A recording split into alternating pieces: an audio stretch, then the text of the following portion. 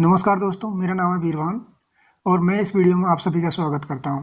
जैसा कि आपने मेरी पिछली वीडियो में देखा होगा, हम बात कर रहे हैं, राजस्थान के प्रसिद्ध लोक देवताओं के बारे में पढ़ रहे हैं, जिनमें से हमने पंचपीरों के बारे में पढ़ चुके हैं और कुछ लोक देवताओं के उसके अलावा कुछ लोक देवताओं के बारे में पढ़ चुके हैं।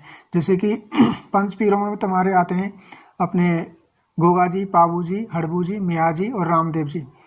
तो दोस्तों, ये तो अपने पंचपीरों में आते हैं। इसके अलावा पंचपीरों के अलावा भी हमारे ऐसे बहुत प्रसिद्ध लोक देवता हुए हैं जिनको हमारा समाज पूजता है। तो दोस्तों, और कौन कौन से हैं? तो तेजा जी, देवनारायण जी, मामा देव जी, जुझार जी और इलो जी के बारे में हम अब तक इन पिछली वीडियो में हम पढ़ चुके हैं। तो दोस्तों, इस वीडियो में हम आज जानेंगे मल्लीनाथ जी के बारे में, लोक देवता मल्लीनाथ जी के बारे में।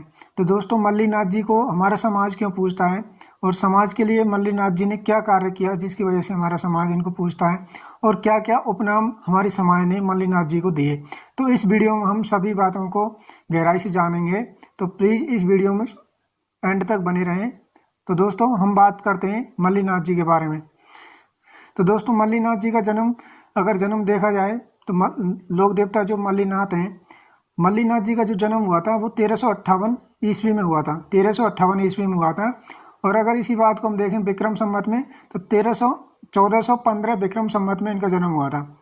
1415 विक्रम संवत में तो इनका जो जन्म हुआ था दोस्तों, वो जन्म हुआ था 1358 ईस्वी में। 1358 ईस्वी में हुआ था। इसके अलावा 1358 ईस्वी में हुआ था। अगर विक्रम संवत में आता है तो विक्रम संवत में आएगा 1415 विक्रम संवत। ठीक है दोस्तों, 1415 विक्रम संवत इनका जन्म हुआ था विक्रम संवत में, और ईस्वी सन में हुआ था 1358 में। ठीक है, 1358 विक्रम संवत में हुआ था। विक्रम संवत में होने के साथ साथ में किस स्थान पे इनका जन्म हुआ था? तो दोस्तों, इनका जो जन्म हुआ था वो तिलवाड़ा एक स्थान पड़ता है। तिलवाड़ा कहाँ पड़ता है? बाड़मेर में। तो दोस्तों, इनका जो जन्म हुआ था तिलवाड़ा बाड़मेर हुआ था। तिलवाड़ा बाड़मेर में स्थान। तो दोस्तों, स्थान आता है, स्थान कौन सा है? तिलवाड़ा।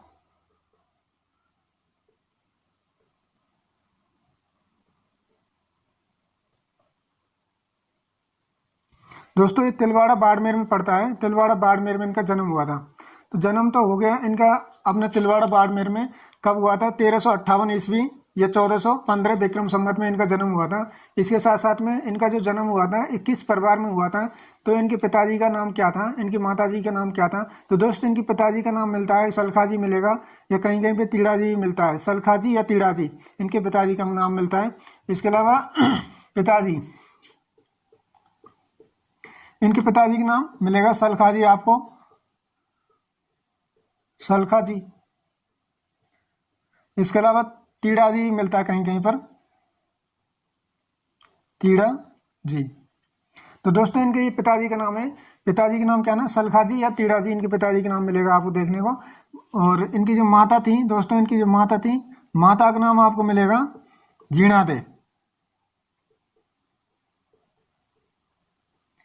जीणा दे इनकी माता श्री थी। उनकी माता श्री का नाम क्या था? जीणा दे था। दोस्तों, इनकी पत्नी हम जान रहे हैं दोस्तों इनके परिवार के बारे में। तो दोस्तों, इनका जो परिवार है, इनके परिवार में कौन कौन थे? तो इनके पिताजी का नाम क्या मिलेगा? सलखा जी मिलेगा, तीड़ा जी मिलेगा। माता का नाम क्या मिलता है? जीणा दे मिलेगा।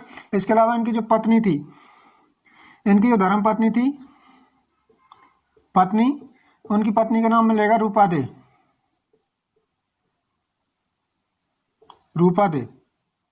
रूपा दे इनकी पत्नी का नाम मिलता है दोस्तों। इसके अलावा इनके गुरुजी भी तो रहे होंगे ना कोई, तो इनके गुरुजी का क्या नाम था? तो इनके गुरुजी का नाम मिलेगा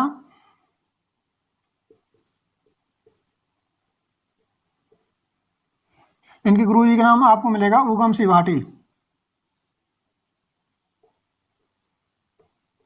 उगम सिंह भाटी इनके गुरुजी का क्या नाम है? उगम सिंह भाटी। तो ये इनके परिवार के बारे में हो गया। इसके अलावा इनके चाचा जी मिलते हैं। चाचा जी, उनके चाचा जी का नाम क्या था? चाचा जी, तो चाचा जी का नाम था कानड़ दे।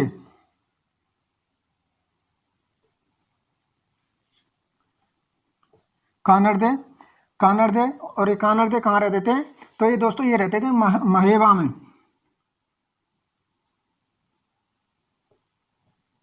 महेवा एक स्थान पर था, यहाँ पर ये वहाँ के एक स्वामी थे, यहाँ कह सकते हैं वहाँ के एक शासक थे महेवा के। तो दोस्तों इनके, और ये तो रहा इनके चाचा जी के नाम, इनकी गुरुजी के नाम उगम सिंह भाटी, पत्नी के नाम रूपा दे मिलेगा, पत्नी माता जी थे, इनके माता जी का नाम क्या मिलता है? जीना दे मिलेगा आपको।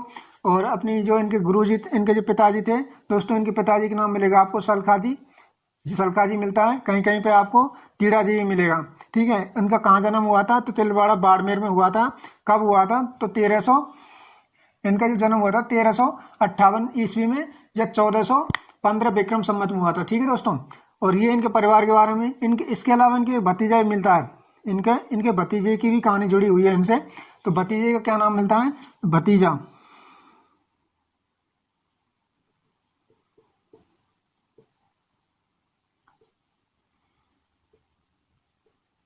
चुंडा, उसका नाम था चुंडा जी। ठीक है, तो इनके जो भतीजा था वो क्या नाम था? चुंडा जी, सॉरी चूड़ा जी इनके भतीजे का नाम मिलता है। तो दोस्तों ये इनके परिवार के बारे में मैंने बताया आपको। देखो मतलब किसी भी टॉपिक को आप जितनी बार रिपीट करोगे वो टॉपिक उतना ही जल्दी हमें याद होता है दोस्तों। इसलिए हम इसको एक बार दोबारा से पढ़ते हैं कि इनका जो जन्म हुआ था वो 1358 ईस्वी में हुआ था, या विक्रम संवत में माने तो 1415 विक्रम संवत में हुआ था। किस स्थान पर हुआ था? तो इन स्थान आता है तिलवाड़ा बाड़मेर में। इनके पिताजी का नाम क्या था? सलखाजी या तीड़ा जी। पिताजी का नाम क्या मिलता है? सलखाजी या तीड़ा जी मिलता है। इनकी माता जी का नाम क्या मिलेगा? जीणा दे। इनकी माता जी का नाम मिलेगा आपको जीणा दे। इनकी पत्नी का नाम था रूपा दे। गुरुजी थी उगम सिंह भाटी। चाचा जी क्या थे? कानड़ दे थे। और ये कानड़ दे कहाँ के रहने वाले थे? महेवा के थे, महेवा के शासक थे। इसके अलावा इनका एक भतीजा मिलता है चुंडा, इनका भतीजा मिलता है चुंडा। ठीक है, अब इनके क्या क्या उपनाम मिलते हैं दोस्तों? इनको उपनाम भी कुछ हैं, तो उपनाम आपको मिलेंगे देखने के लिए। उपनाम तो एक उपनाम मिलता है वीर योद्धा। इनका एक वीर नाम मिलेगा वीर योद्धा। इसके अलावा एक सेकंड नाम मिलता है वीर पुरुष।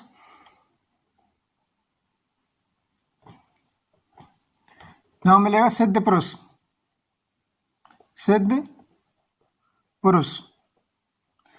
तीसरा नाम मिलता है सूरवीर। एक मिलेगा नाम इनको आपको भविष्य दृष्टा। भविष्य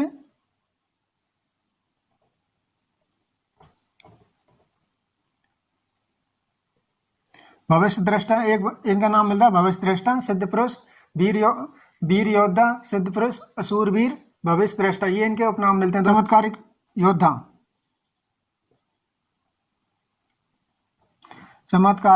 योद्धा। ठीक है दोस्तों, तो ये इनके उपनाम मिलते हैं वीर योद्धा, सिद्ध पुरुष, सूरवीर, भविष्य दृष्टा और चमत्कारिक योद्धा। ये इनके उपनाम मिलते हैं दोस्तों। ठीक है, ये तो रहा इनके उपनामों के बारे में, प्लस में इनका जन्म, इनका परिवार, इनके परिवार के बारे में मैंने आपको बता दिया।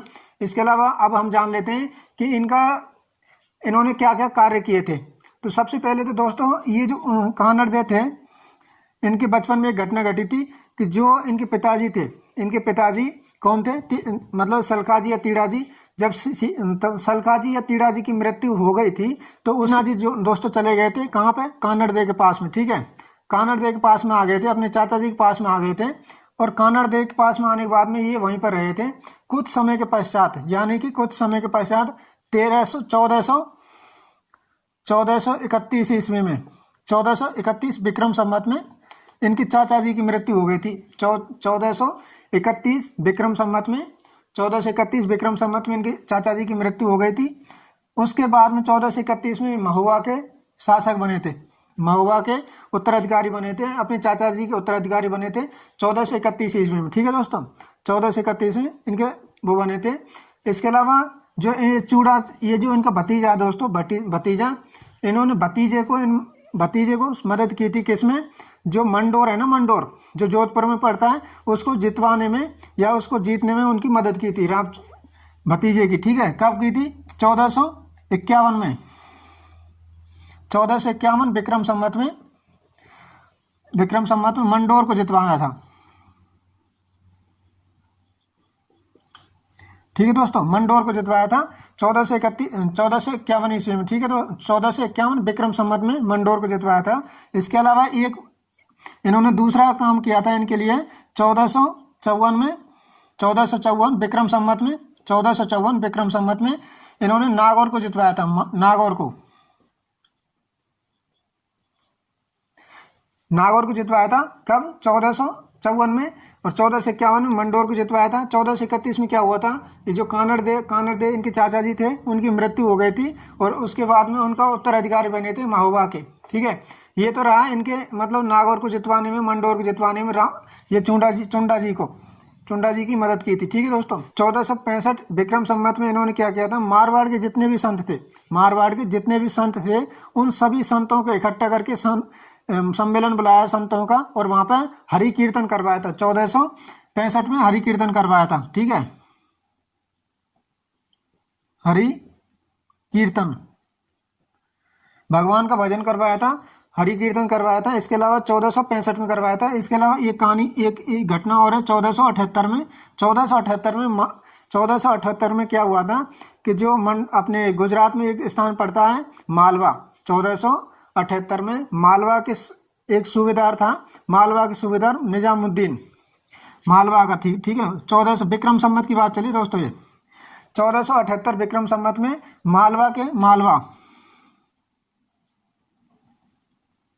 मालवा का एक था सूबेदार। ठीक है, मालवा के सूबेदार को इन्होंने परास्त किया था 1478 में। 1478 विक्रम संवत में मालवा के सूबेदार को इन्होंने परास्त किया था। उसका नाम क्या था? निजामुद्दीन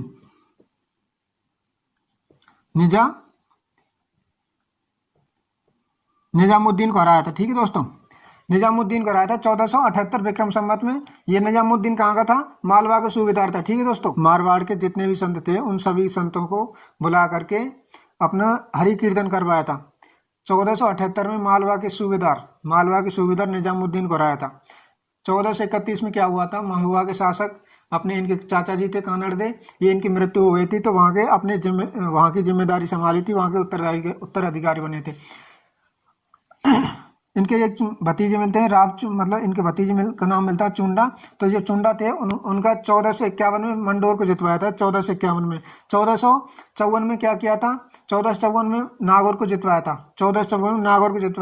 1465 में हरि कीर्तन करवाया था। और 1478 में मालवा के सूबेदार निजामुद्दीन को इन्होंने हराया था। इसके अलावा इन्होंने क्या किया था? 1499 में कुंडा पंथ की स्थापना की। कुंडा पंथ चलाया था। ठीक है दोस्तों, 1499 विक्रम संवत में इन्होंने कुंडा पंथ की स्थापना की या कुंडा पंथ को चलाया था। तो ये तो इन्होंने अपनी क्या क्या घटना इनके साथ में घटी थी, इन्होंने क्या क्या कार्य किए थे, ये इनके बारे में था। इनके अलावा दोस्तों इनका मेला भी बढ़ता है।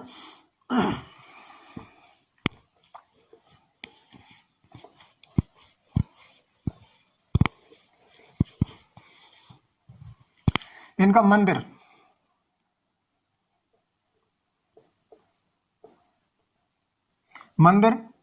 मिलता है तिलवाड़ा बाड़मेर में।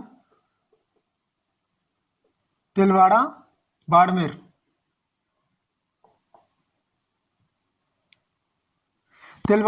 में इनका मंदिर है दोस्तों। तिलवाड़ा बाड़मेर में इनका मंदिर है। इसी मंदिर यहाँ पर ये मंदिर बना है, यहाँ पर एक मेला भरता है। ठीक है दोस्तों, मेला मंदिर है तो मेला भी भरेगा। मेला, अब मेला कब भरता है दोस्तों? तो मेला भरता है चैत्र कृष्ण एकादशी। चैत्र कृष्ण एकादशी से इनका मेला भरता है। और कब तक भरता है? तो वो भरता है चैत्र शुक्ल एकादशी तक।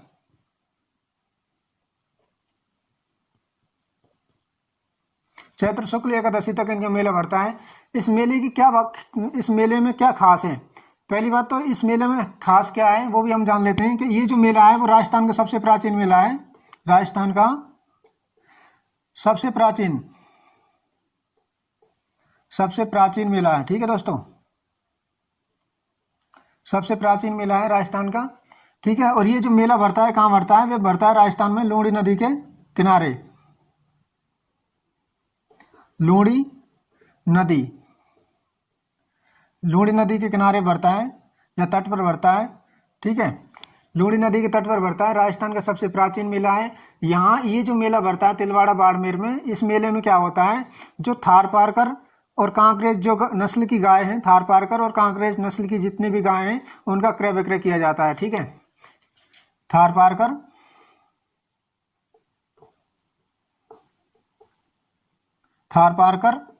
व कांकरेज